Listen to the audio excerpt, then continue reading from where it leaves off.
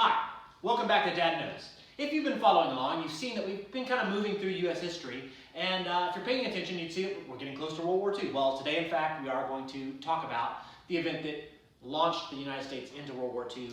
That was the attack on Pearl Harbor by the Japanese, which occurred on December 7th, 1941. So we're actually going to bring a guest in from 1941 here in just a few moments to discuss that attack. Before we get there, let's talk about what led up to that. So the Japanese, the Imperial Japan, had been really at war for almost 10 years by that point. They had invaded Manchuria in 1931 and then China in 1937. So they were at war at China. They'd been continuously at war, which required a lot of material. Oil, industrial materials, steel, rubber, all of these things, Japan was really dependent on importing into their country. Oil, especially from the United States. And as Japan's influence kind of grew and grew, countries like the United States and Great Britain looked at that and said, hey, that's not necessarily a good thing, as well as with what was going on in Europe at the time, you know, Germany and Italy and all that.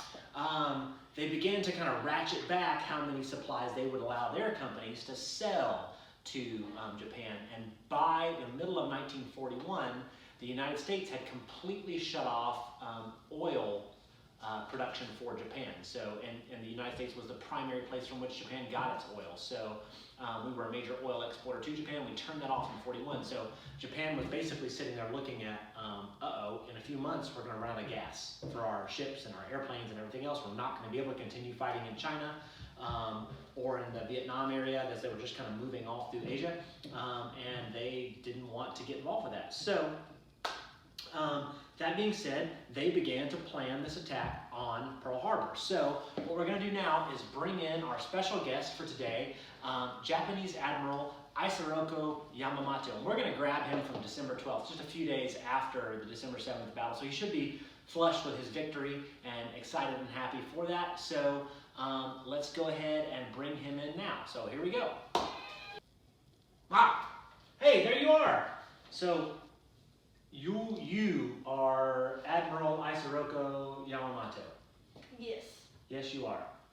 You look a lot like John Hanson. Hanson!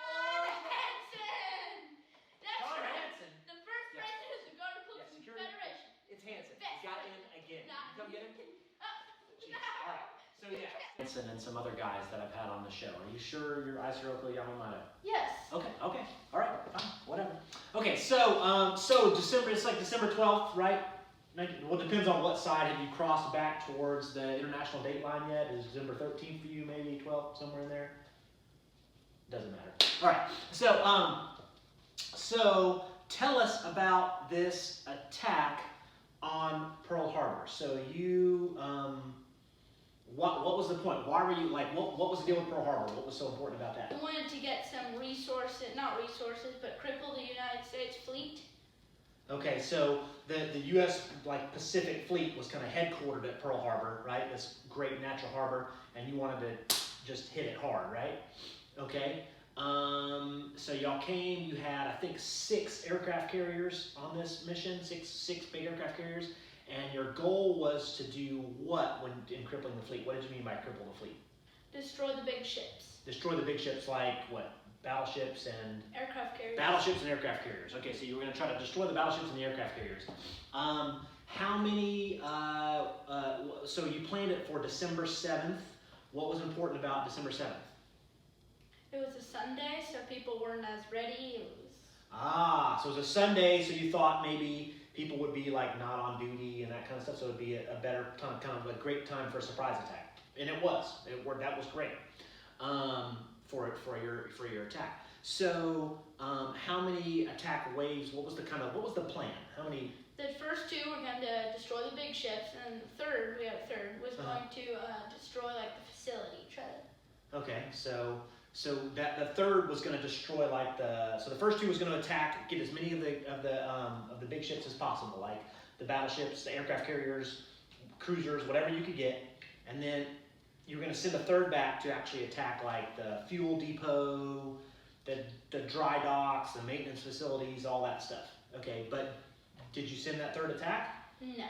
No. Okay. The first 2 were so successful that we didn't. Okay. Yeah, the first 2 were so successful. And we'll talk about that in just a second. First 2 were so successful and having the In the second wave, the aircraft with the defense had gotten better. Okay, so the U.S. anti-aircraft response had gotten stronger, so you were scared of sending a third wave back.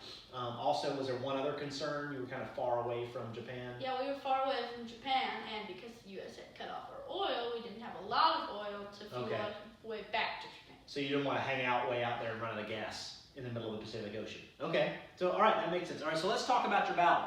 So first, y'all launched 353 aircraft in this surprise attack. And then you had like dive bombers and level bombers and torpedo planes, right?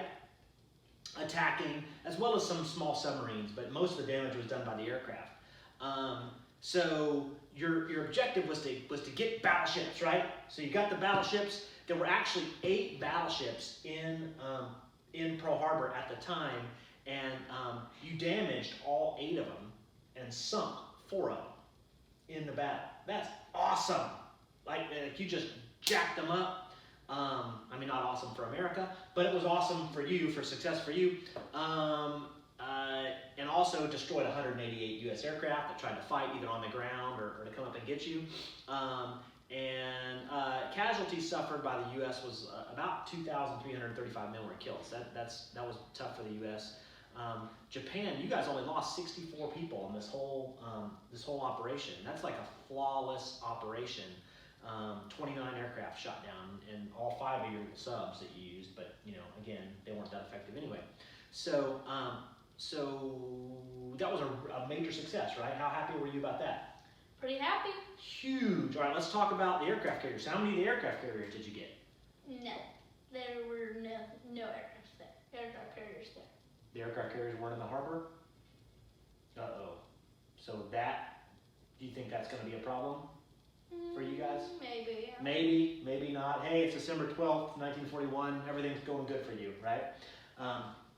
One other thing that we didn't talk about already is at the same time, everybody thinks about the December 7th, 1941 attack, but on Pearl Harbor, at that same time, you launched simultaneous attacks on the British interests in Malaya and Singapore and Hong Kong, as well as the U.S. in the Philippines, right? So it was basically this massive major multi-pronged attack all over Asia and the Pacific Ocean, which was amazing that Japan was able to pull this all off without in surprise fashion. Now, this was a surprise attack, and the U.S. was really mad. So, rightly so.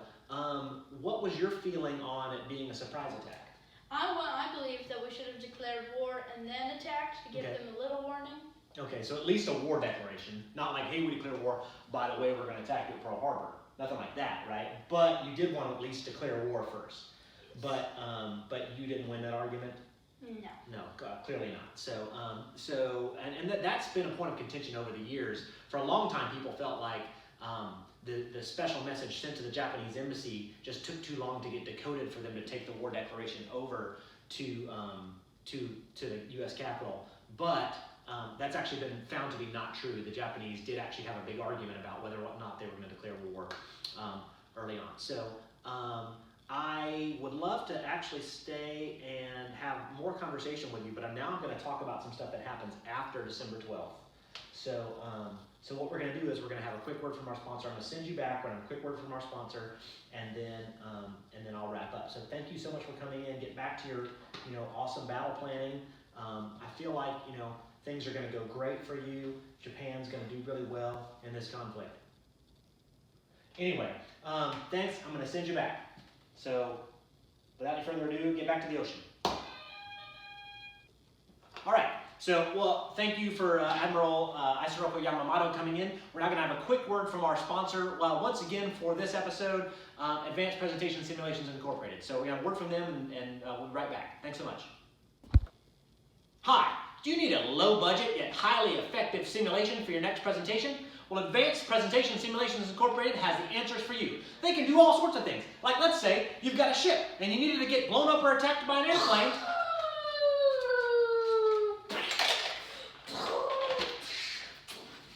They can do that for you. Wasn't that amazing, people? I mean, I don't know how you get much better than that. Anyway, Advanced Presentation Simulations Incorporated can handle all of your low-budget yet high-value presentation needs. Thank you so much. All right, thanks again to our sponsors. They do great work over there. So, I didn't want to, ruin his day because he was having a pretty good day at the time. But we'll talk about the aftermath of Pearl Harbor. The Japanese thought that if they struck such a decisive blow against our fleet, it may just make the U.S. negotiate right away and just go, you know what, you can have that stuff over there. We don't want it. Turned out it didn't work that way. Some other major problems that happened. As I said, they damaged all 8 battleships that were there, sunk 4 of them. Well, because it was shallow water, 3 of the 4 battleships that were sunk were actually raised, and 6 of the 8 total battleships in Pearl Harbor at the day went on to fight against the Japanese in the war after being repaired. On top of that, they missed the carriers. The carriers weren't in port. That was going to play a major role later on because carrier strength became, as we could see just from the success of that battle, carrier air power became a huge part of naval combat in World War II.